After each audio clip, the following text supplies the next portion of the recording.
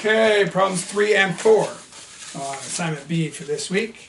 The first one is this car manufacturer problem where they have new brakes and they're trying to figure out if the brakes are working well.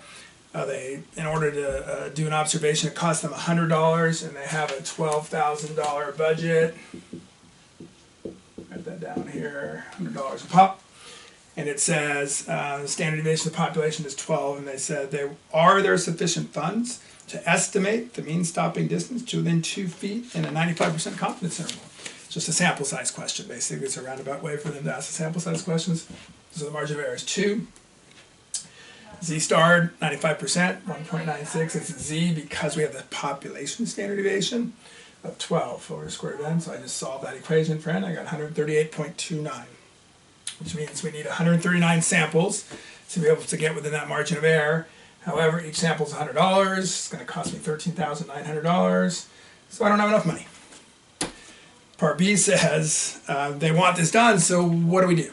What are my constraints? So it says discuss the consequences of the constraints, right? So either we can't do it, period, which seems silly, right? We should still do something because we don't have enough money. So the only other option is if we just put that, we know we have $12,000 to spend, so that's a sample size of 120. So if we just put that in there, we can get a new margin of error, right? So we could do the thing. We just can't get within the margin of error that they want, of 2, but we could get within 2.15. Or we can't do it. Or I guess we reduce the cost somehow, however that works. So yeah, that's it for problem number 3. Problem number 4. I didn't have enough space to write everything here, sorry. This is the one that says a researcher wants to conduct a study to test whether listening to soothing music for 20 minutes helps reduce blood pressure, comparing to simply sitting quietly in a noise-free environment. 100 patients with high blood pressure at a large medical clinic are available, propose a design. So, first thing, we got to mix them up somehow, right? So we got to get 50 in each group.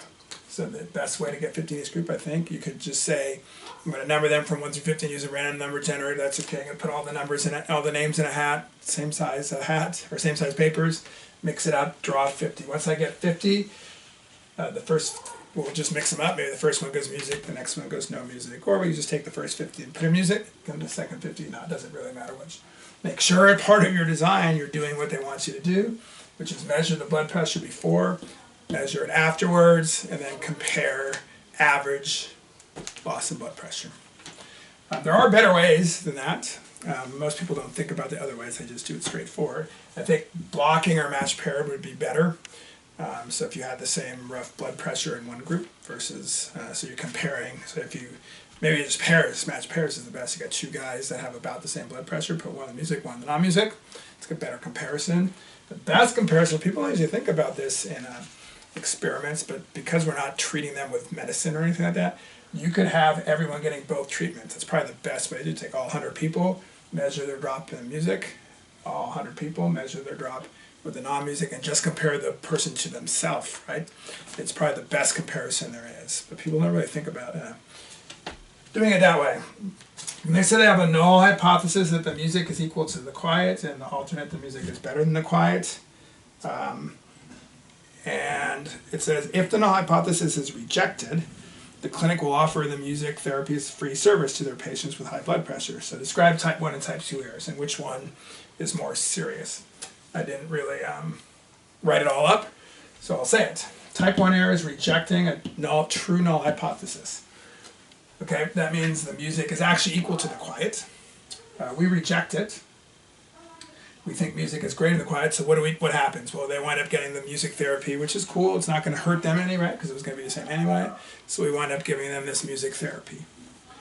Type 2 error is failing to reject a false null. That means this is false, but we don't reject it. So this is really the case, but we don't realize it. So what that means is the music would have helped these people, but we did this test. We said music's not going to matter, so we don't give it to them. For me, that's the worst error. The first error, all we do is give people music therapy that's not going to help or hurt or whatever, so who cares, whatever. They get to listen to music, pretty cool. However, if we have a better solution to lowering their blood pressure, but we don't do it, we say, hey, we don't think it's going to work, then that to me is the worst error. So yep, that's it for 3 and 4.